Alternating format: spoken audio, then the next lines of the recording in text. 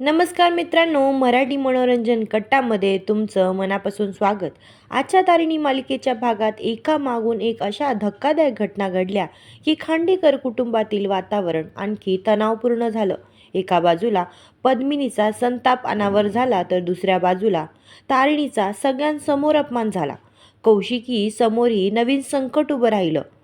आणि शेवटी असा मोठा निर्णय घेतला गेला ज्यामुळे पुढच्या भागात मोठा ट्विस्ट पाहायला मिळणार आहे.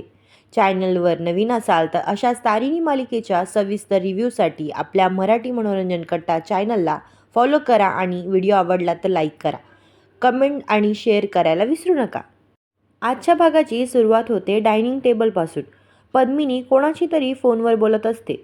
ती खूप रागात असते. मला जे मॅडमची लवकरात लवकर बदली करायची आहे.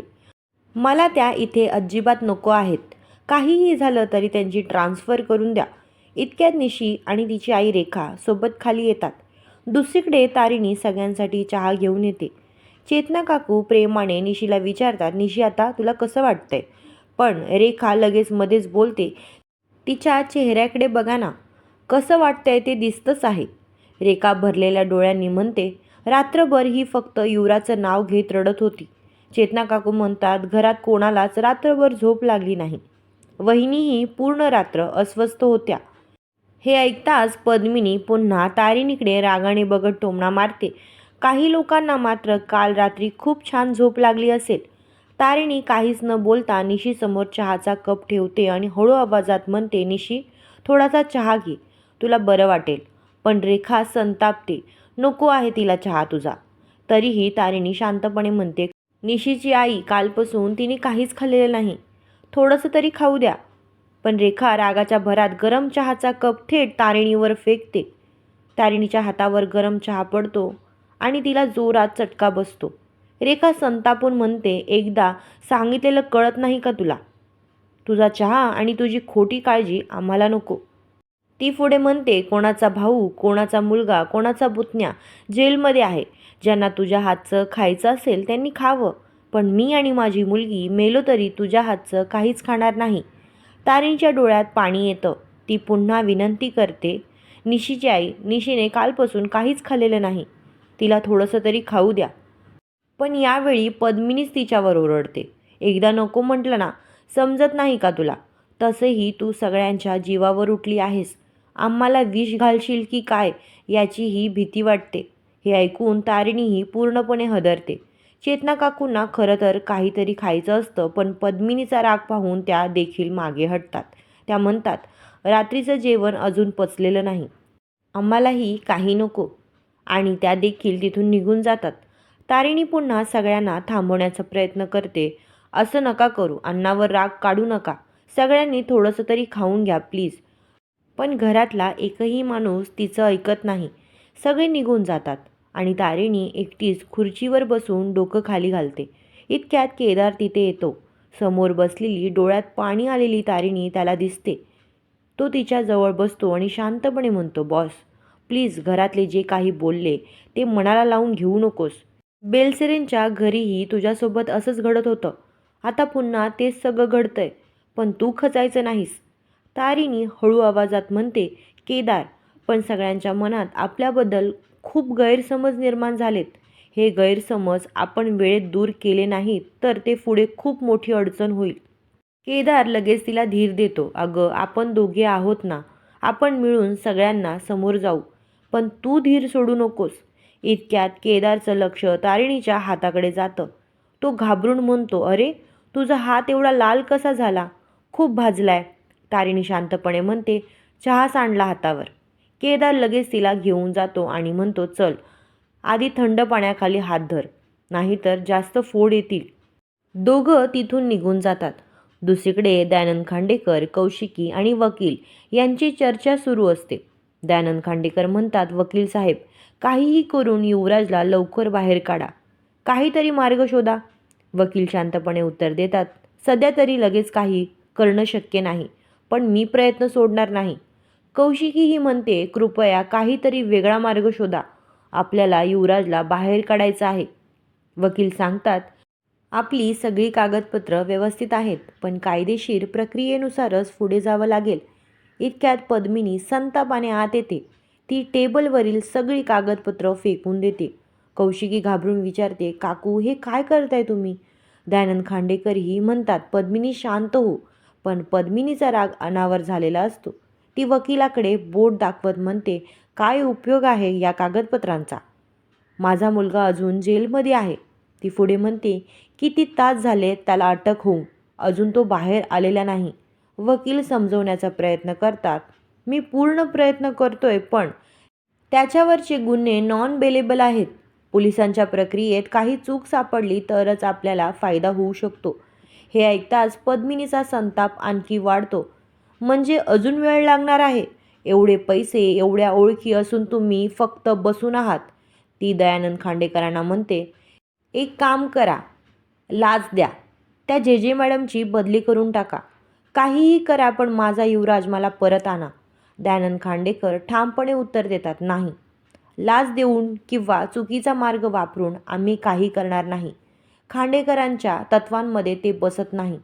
ते ऐकताच पद्मिनी भडकते. ती मोठ्याने म्हणते, माझ्या मुलाला बंदुकीचा धाक दाखवून घेऊन गेले, तेव्हा कुठे गेली होती तुमची तत्व? 12 तास झालेत. माझा मुलगा जेलमध्ये आहे आणि तुम्हाला अजूनही तत्वच महत्त्वाची वाटतायत. इतक्यात दुसरीकडे केदार तारिणीच्या हाताला मलम लावत असतो. तारिणी म्हणते, अरे कशाला एवढं करतोयस? केदार हसत म्हणतो, मलम लावलं नाही तर फोड येईल. मग तुझा हात निशीच्या आईसारखा रागवेल. तारिणी लगेच म्हणते, असं बोलू नकोस. त्या कितीही रागवल्या तरी माझ्या आईच आहेत. केदार लगेच हसत म्हणतो, सॉरी बॉस. इतक्या तारिणीच्या फोनवर तिचे बाबा माधव यांचा फोन येतो. तारिणी फोन उचलते. बाबा बोला ना. माधव प्रेमाने विचारतात, बाळा कशी आहेस? रेखा तिथे आहे, ती तुला त्रास देत नाही ना? हे ऐकताच तारिणीच्या डोळ्यात पाणी येतं. पण ती स्वतःच दुःख लपवत म्हणते, नाही बाबा, त्या निशीची काळजी घेत आहेत. माधव तिचा आवाज ओळखतात. तुझ्या आवाजावरून तसं वाटत नाही बाळा. तारिणी मात्र शांत राहते. दुसरीकडे दयानंद खांडेकर पद्मिनीला शांत करण्याचा प्रयत्न करत असतात. ते म्हणतात, भावनेच्या भरात कोणताही चुकीचा निर्णय घेऊ नकोस. कौशिकी जे बोलते ते बरोबर आहे. जर युवराजने काही केलं नसेल तर आपण फक्त कायद्याच्या मार्गानेच त्याला बाहेर काढू. पण पद्मिनीचा राग आता टोकाला पोहोचलेला असतो. ती संतापाने म्हणते, तुमच्या या तत्वांमुळे माझ्या युवराजला काही झालं ना तर मी अख्खं घर जाळून टाकेन. हे ऐकून दयानंद खांडेकर, कौशिकी आणि वकील तिघेही हादरून जातात. पद्मिनी पुढे म्हणते, ही फक्त युवराजची बातमी नाहीये, ही खांडेकर कुटुंबाची बातमी आहे. ही बातमी बाहेर गेली तर आपल्या घराच्या इज्जतीवर डाग लागेल. MNNला त्याचा मोठा फटका बसेल. त्यामुळे हे प्रकरण लवकरात लवकर मिटवा. दुसरीकडे तारिणी अजूनही बाबांशी फोनवर बोलत असते.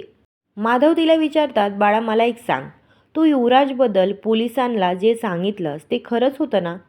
तुला तो माणूस खरोखरच त्यांच्या खोलीत दिसला होता? हे ऐकताच तारिणीला खूप वाईट वाटतं. ती भाऊक होऊन म्हणते, बाबा तुम्हालाही माझ्यावर विश्वास नाही का?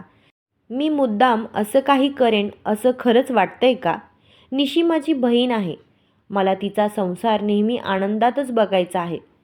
माधव लगेच म्हणतात, अगं नाही बाळा, माझा तुझ्यावर पूर्ण विश्वास आहे. माझ्या दोन्ही मुली त्या घरात आहेत, त्यामुळे दोघींचीही काळजी वाटते. दरम्यान कौशिकी एका पत्रकाराशी फोनवर बोलत असते. ती रागाने म्हणते, ठोस पुरावा नसताना युवराजचं नाव त्या गुन्हेगार गुलाबसोबत जोडू नका. फक्त कानावर आलेल्या गोष्टी बातमी म्हणून दाखवू नका. ही पत्रकारिता नाही. इतक्यात रेखा तिथे येते. ती मुद्दाम कौशिकीच्या मनात संशय निर्माण करण्याचा प्रयत्न करत म्हणते, घरातील बातमी बाहेर कशी गेली याचा विचार करा. कदाचित घरातलाच कोणी सांगत असेल. कौशिकी लगेच ठामपणे उत्तर देते, नाही, तारिणी असं काहीच करणार नाही. मला तिच्यावर पूर्ण विश्वास आहे. पण रेखा पुन्हा म्हणते, दिसतं तसं नसतं. कौशिकीताई, खांडेकरांची बदनामी होऊ नये म्हणून विचार करा. कौशिकी ही काहीही उत्तर न देता तिथून निघून जाते. तारिणी बाबांशी बोलत असताना अचानक कौशिकी येते आणि तिच्या हातातून मोबाईल हिसकावून घेते. ती रागाने म्हणते, घरातल्या गोष्टी घरातच राहायला हव्यात. या विषयावर कोणीही बोलायचं नाही. तारिणी घाबरून म्हणते, कौशिकीताई, बाबांचा फोन होता. केदारही म्हणतो, ताई ती फक्त बाबांशीच बोलत होती.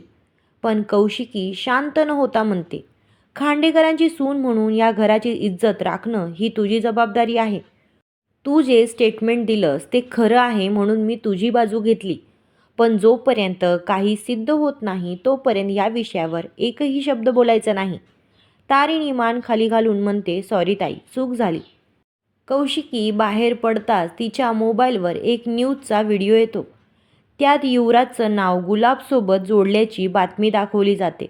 हे पाहून कौशिकीचा राग आणखी वाढतो. इतक्यात जामखंडेचा फोन येतो. तो मुद्दाम टोमणा मारत म्हणतो, कौशिकी मॅडम, मी पाठवलेला व्हिडिओ पाहिला ना? सगळीकडे तुमच्या भावाची चर्चा सुरू आहे. खूप वाईट झालं हो. कौशिकी चिडून म्हणते, जे बोलायचं आहे ते स्पष्ट बोला. जामखंडे हसत म्हणतो, लोकशाहीमध्ये लोकांचा गुन्हेगार असणं खूप वाईट. कौशिकी लगेच उत्तर देते, बरोबर, पण युवराज अजून फक्त संशयित आहे, गुन्हेगार नाही. आणि खरे गुन्हेगार कोण आहेत हे लोकांनाही माहिती आहे. त्यानंतर ती त्यालाच टोला मारत म्हणते, या देशात काही गुन्हेगार पुन्हा पुन्हा निवडून येतात, हेही लोक पाहत आहेत. जामखंडे हसत म्हणतो, 5 नाही 6 वेळा निवडून आलोय मी. कौशिकी शांत आणि ठाम आवाजात म्हणते, आमची कामं आम्हाला चांगलीच माहिती आहेत आणि आता मला तुमच्याशी अजिबात बोलायचं नाही. काळजी दाखवल्याबद्दल धन्यवाद, असं म्हणत ती फोन ठेवून देते. दुसरीकडे केदार तारिणीला सांगतो, मी खूप प्रयत्न केले पण जे मॅडमशी अजून संपर्क होत नाही. तारिणी ठामपणे म्हणते, काहीही झालं तरी मला पोलीस स्टेशनला जावंच लागेल. केदार तिला थांबवत म्हणतो, बॉस, तिकडे मीडिया असेल, तुला पाहिलं तर मोठा गोंधळ होईल. ही रिक्स घेऊ नकोस. पण तारिणी म्हणते, रिक्स घ्यावीच लागेल. जे मॅडमची पुढची चाल काय आहे हे आपल्याला समजायलाच हवं. घरातले गैरसमज दिवसेंदिवस वाढत आहेत. अजून उशीर झाला तर सगळं हाताबाहेर जाईल. केदार पुन्हा म्हणतो, थोडी वाट बघूया. पण तारिणी त्याचा हात धरून म्हणते, केदार, आता तू फक्त माझा नवरा म्हणून नाही तर माझा साथीदार म्हणून माझ्यासोबत उभा राहा. मला तुझ्या पाठिंब्याची गरज आहे. हे ऐकून केदार शांतपणे होकार देतो आणि याच भावनिक प्रसंगासोबत आजचा भाग इथेच संपतो. आता उद्याच्या भागात निशी युवराजला भेटण्याचा हट्ट धरते आणि म्हणते, मला युवराजला भेटू दिलं नाही तर मी माझं बरं वाईट करून घेईन. डॉक्टर कामत निशीला घेऊन पोलीस स्टेशनला जाण्याची तयारी करतात. आणि सर्वात मोठी ट्विस्ट, तारिणी बुरखा घालून पोलीस स्टेशनमध्ये पोहोचते. जे मॅडम तिच्यासमोर येतात आणि आश्चर्याने म्हणतात, तारिणी, इथे तू? आणि आजचा भाग इथेच संपतो. मित्रांनो, आजचा भाग तुम्हाला कसा वाटला ते कमेंटमध्ये नक्की सांगा. व्हिडिओ आवडला असेल तर लाईक करा, आपल्या मित्रांसोबत शेअर करा आणि अशाच तारिणी मालिकेच्या सविस्तर रिव्ह्यूसाठी मराठी मनोरंजन कट्टा चॅनलला फॉलो आणि सबस्क्राईब करायला विसरू नका. भेटूया पुढच्या व्हिडिओमध्ये. धन्यवाद.